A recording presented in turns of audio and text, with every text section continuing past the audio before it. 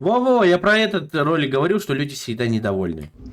Маған бір кісі жазып қойыпты, қазақпын деп айтпа, сен Қытайдан келгенсің, сен Қытайсың, сенің барлық бүкіл жерің шошқа деп. Мен саған бір әңгіме айтайын, менде де көріп жатырмын мына Ты не говоришь, что ты казашка, ты ж китаянка с Китая, там типа такого. Қазақстандағы көптеген қазақ кісілердің, мен айтпай ақ қояйын мына жерде, менің аузым бұзғандар көп. Бірақ та мен Қытай елінде тұрсам да, осындай тілімді сақтап, осындай жүргеніме мен мақтанам, білдің ба?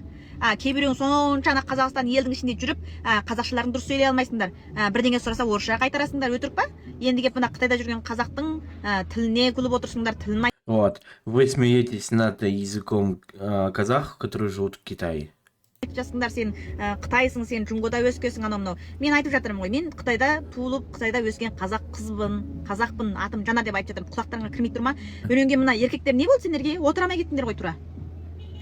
Қазақпын деп айтпа деп не болды? Мен сияқты қазақтың қызы болғанда сендер мақтансаңдар болады. Білдіңдер ма? Сенің қазағың Қазақстанда ғана емес, мына Қытайда болсын, басқа мемлекетте болсын, осындай жақсы жұмыс істеп жатқан мына қазаққа деген беттерін көтеріп жатыр, білдің ма? Өзінше қазақпын деп айтпа деп кетіпсіңдер.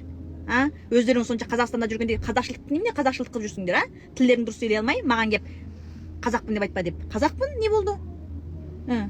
Қазақпын, әңгімең бар ма? Денемнен ағып жатқан қазақтың қаны, шошқаның етін жемеймін. Кейбіреулерің сияқты айтпай ақ қояйын, аузын көп қыздырмаңдар. Ал басын ұстатып, еркек басымен не алмайсың ба? Бір қыз балағынан етіп тұрған. Қолынан поқ келмейді. Қолынан поқ келмейді сенің. Қолынан поқ келмегеннен кейін мына жерде маған қайта жазып отырсың. Ал басты.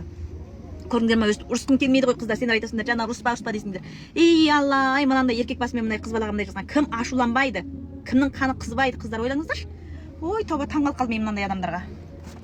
Қазақ деп айтқызбайтын сен немене, менің жанымды сен беріп пе едің?